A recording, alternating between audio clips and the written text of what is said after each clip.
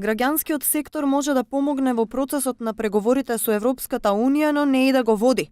Товарот мора да го носи јавната администрација, за која во моментот клучен проблем е партизацијата. Ова е ставот на представниците на НВО секторот, откако минатата недела министерот Манчевски побара помош затоа што владата немала доволно капацитет и ресурси за преговори со ЕУ. Искуството од другите земји покажуваат дека јадрото на кој што ги води преговорите мора да биде всушност од администрацијата, бидејќи преговори ќе траат долго. Не може да се очекува дека граѓанскиот сектор ќе биде оној круцијален фактор во поминување на тој процес. Пред се треба да постои надградување на капацитетите во државната администрација.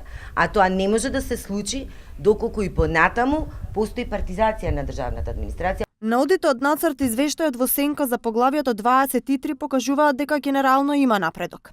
Во делот на правосудството е забележено дека се усвоени клучни реформски закони, законот за судовите, за судскиот совет, но засега недостасува нивна имплементација. Во врска со СЈО пак е потребно побрзо регулирање на неговиот статус. Фокусот на земјите членки е како ќе се задржи независноста на специјалното јавно обвинителство и како ќе се вгради во системот на јавното обвинителство во Република Македонија. Клучните земји членки во ЕУ очекуваат напредок во однос на ова до одлуката во јуни. Се нотира напредок и во делот на човековите права, особено со носењето на законите за спречување на дискриминација и за спречување на бременост.